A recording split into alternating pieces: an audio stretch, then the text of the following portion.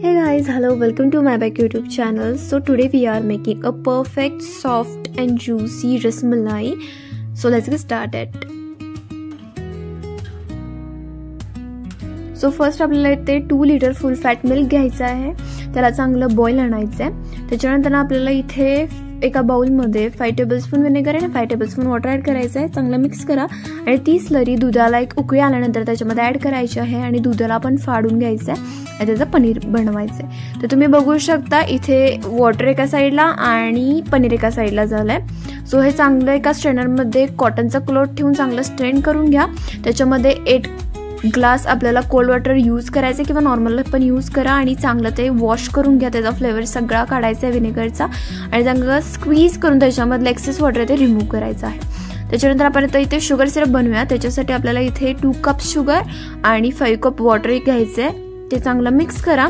याला एक बॉईल आणू द्या जोपर्यंत याच्यामधली शुगर पूर्णपणे मेल्ट होत नाही तोपर्यंत.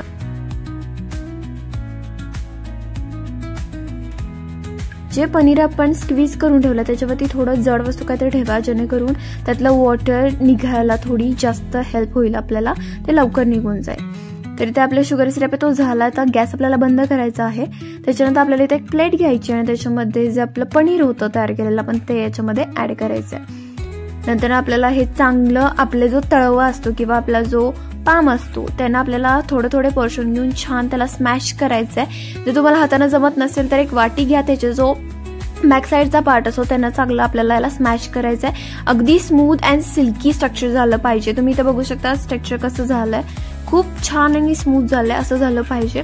त्याच्यानंतर आपल्याला इथे 2 टीस्पून कॉर्नफ्लॉवर ऍड करायचं आहे. हे खूप ऑप्शनल आहे, मी जस्ट बाइंडिंगसाठी यूज केलंय आणि असं स्ट्रक्चर येणं खूप महत्वाचं आहे. सो तुम्ही असं आपल्याला बनवावंच लागेल. नंतर आपल्याला एक थोडा पोर्शन घ्यायचा आहे, त्याच्यामध्ये आपल्याला छान रसमलाई बनवायची आहे. तुम्ही तुमच्या चॉईसनुसार गोल किंवा फ्लॅट बनवू शकता. मी ते मिनिमम साईजच्या फ्लॅट रसमलाई बनवलेल्या आहेत. तर आपल्या मिनिमम 2 लिटरमध्ये 40 रसमलाई आरामात होतात. तर आता आपण जी शुगर सिरप रेडी करून ठेवला तो परत आपल्याला त्याला बॉईल आणायचं आहे आणि एक एक करून मी 2 पार्ट्समध्ये डिवाइड केलेले आहेत. जास्त पण नाही टाकायचे, थोडाफार स्पेस त्यांना मिळाला पाहिजे फिरायला आणि फुगायला. जर तुम्ही भरपूर ऍड केलं ना तर खूप फुटण्याची शक्यता खूप होते. सो जास्त नका ऍड करू. ते आपल्याला झाकून 10 मिनिटं बॉईल करायचं आणि तुम्ही बघू शकता डबल साईज मध्ये या फुगलेल्या आहेत रसमलाई.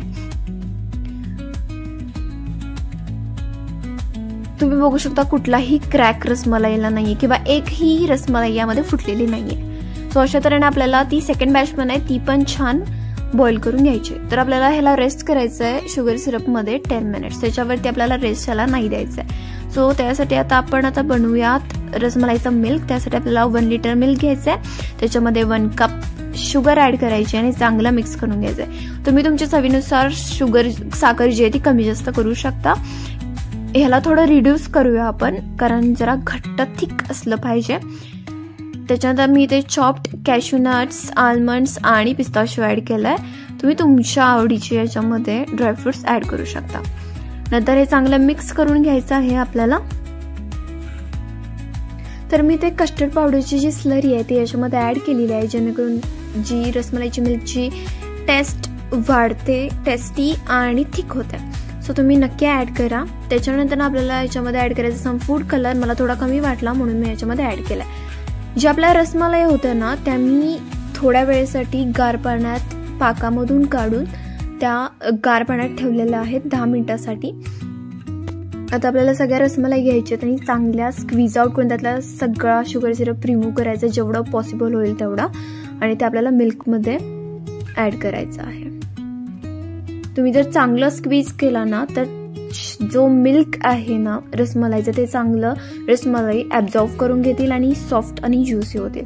आता या आपल्याला सेट करायच्यात फ्रीजमध्येच करा ओव्हरनाईट किंवा 6 आवर्स.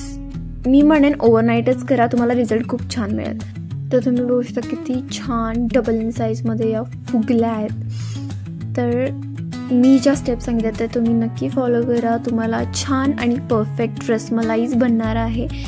हां, टाइम तर खूप लागतो, खरं चवीलाही खूप छान लागतं. So do try this recipe at home and let me know in comment section how it is make it. If you like this video, like, share and subscribe to my channel.